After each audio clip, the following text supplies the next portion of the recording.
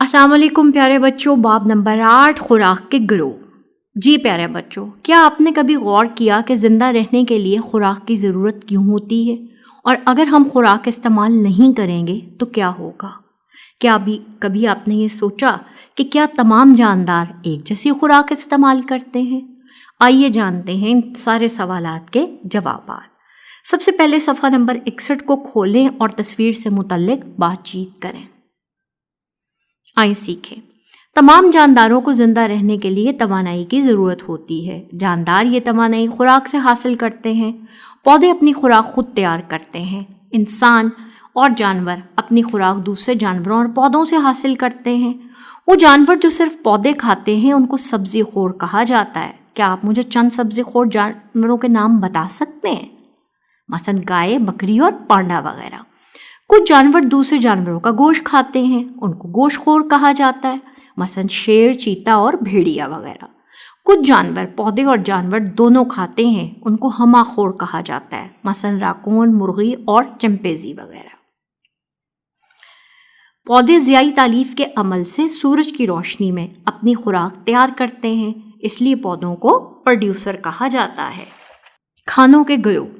انسانی خوراک کی ضرورت کو پورا کرنے کے لیے ان کو 5 گروہوں میں تقسیم کیا گیا ہے: اناج، سبزیاں اور پھل، گوشت، چکنائی، تیل اور میٹھا۔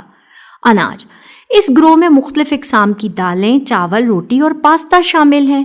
یہ گروہ ہماری روزمرہ زندگی کا سب سے اہم حصہ ہے اور توانائی حاصل کرنے کا سب سے بڑا اور اہم ذریعہ بھی۔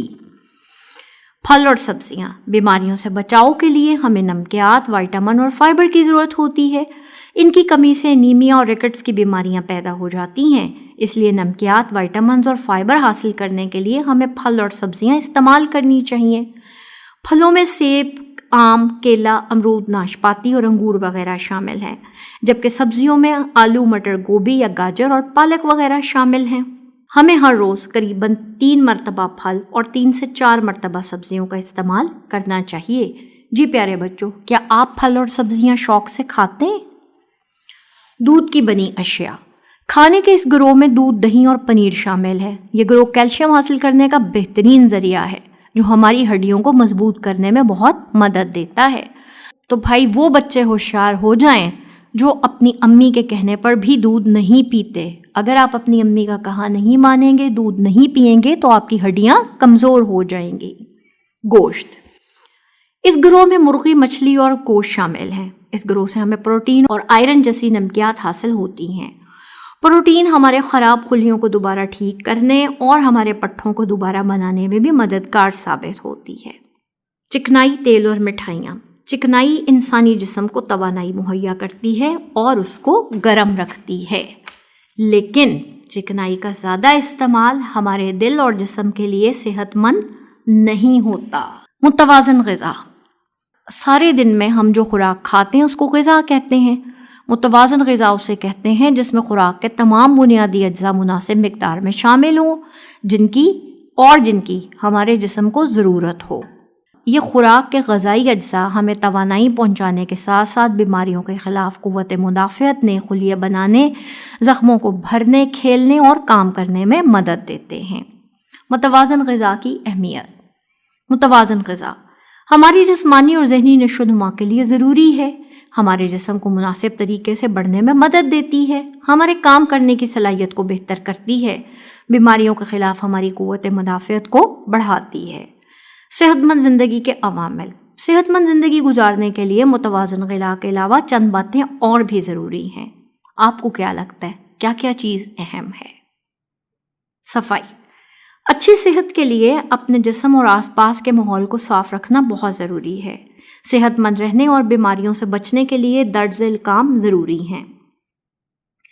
کھانا کھانے سے پہلے اور بعد میں اچھی طرح صابن سے ہاتھ دھونا، بیت الخلاء استعمال کرنے سے پہلے اور بعد میں صابن سے ہاتھ دھونا، کھیل کود سے فارغ ہو کر منہ ہاتھ دھونا، روزانہ دانت صاف کرنا، صاف ستھرا لباس پہننا، ناخن تراشنا، کھانے کے برتن اپنے کمرے اور ارد گرد کی جگہ کو صاف رکھنا۔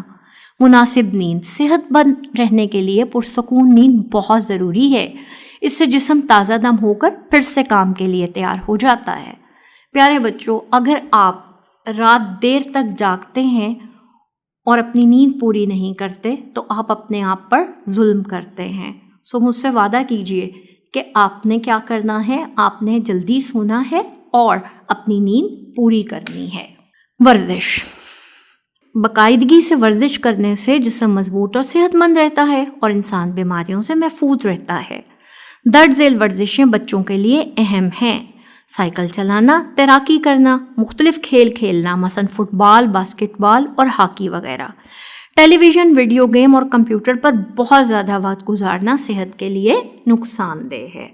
جی پیارے بچوں، اب مجھ سے وعدہ کریں کہ آپ بھی متوازن غذا کھائیں گے، اپنے جسم اور ماحول کی صفائی کا خیال رکھیں گے، مناسب نیند لیں گے اور روزانہ ورزش کریں گے.